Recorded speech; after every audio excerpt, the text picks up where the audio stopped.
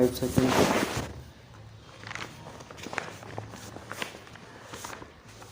Mr. Vice Chairman, I accept the principle of the separation of the railway finance from the general finance. I also accept the desirability of this arrangement. It is not only a convenient arrangement, but it is based on sound principles and is conducive to the better administration of the railways. I also agree that the contribution of the railways to the general revenues should be in the shape of fixed dividends, but I cannot agree that the dividend should be fixed at 4%, and that is the crux of the whole report.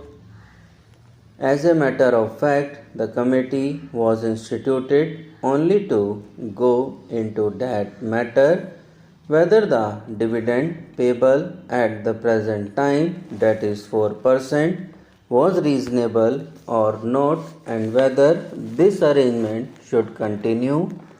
When I say that I do not agree to the rate of dividend, I wish to submit that enough material has not been placed in our hands to judge whether the dividend which is being fixed is fixed on some sound basis or not.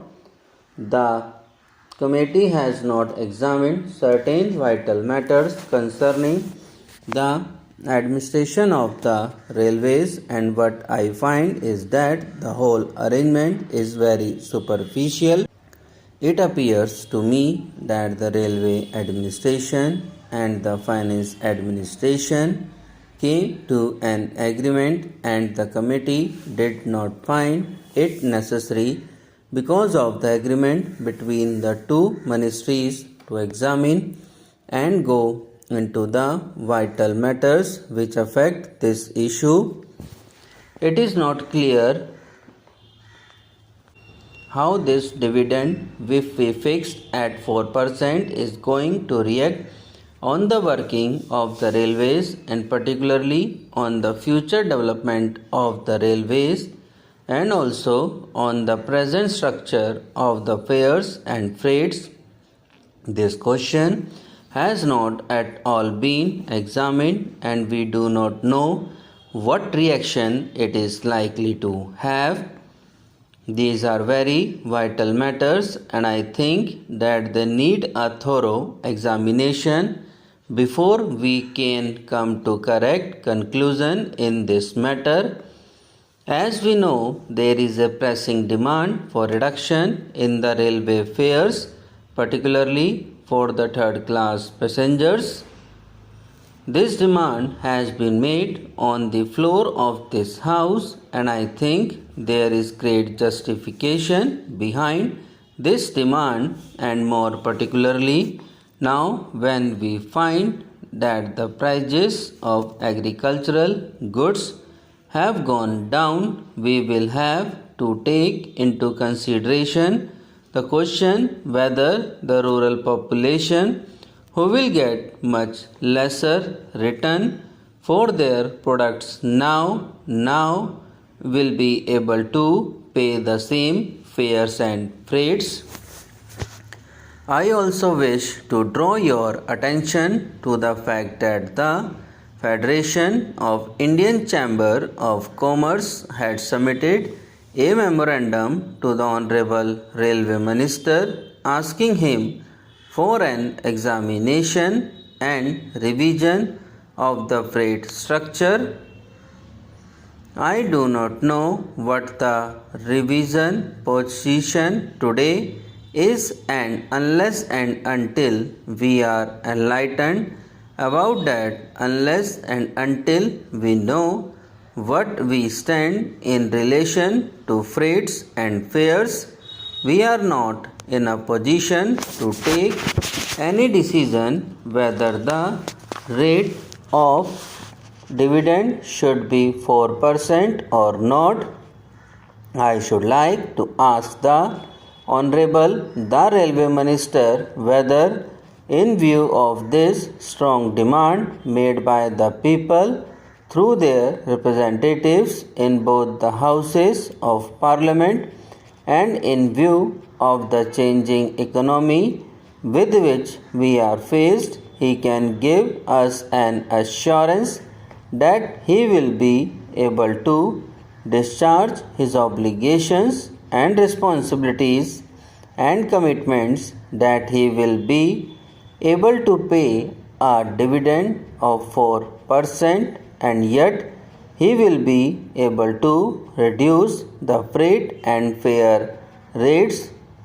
This is the basic thing. Another important factor which has to be taken into consideration is the development schemes. I wish to submit that there is no new approach in this matter. I find that we are going about in this matter and in the same freight manner, and the aspirations of the people have not at all been taken into consideration. The Honorable Railway Minister will remember that during the budget speeches made on the floor of this house as well as in the other house, there have been incessant demands for the development of the railways. I don't know what he thinks about it and how he thinks that after paying this dividend at 4%, he will be able to meet that demand, and he will be able to find a way for the railways to expand their economy as they think it proper, as would meet the demands and aspirations of the people. In this connection, I wish to invite your particular attention to the facts. I will be happy if we could pay even a larger percentage, but the fact is that we must be sure that the railways are in the present circumstances in a position to do so and yet discharge their responsibilities and obligations and satisfy the needs and demands of the people, which are legitimate and justified.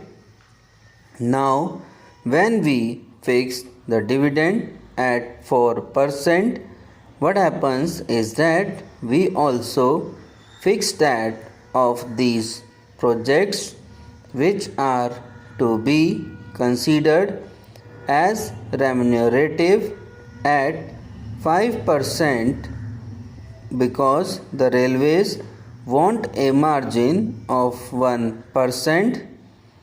What actually happens is that when we fix it at much a high level, because of this percentage, we find that not many new projects are really taken up, and we have been very seriously disappointed in this matter.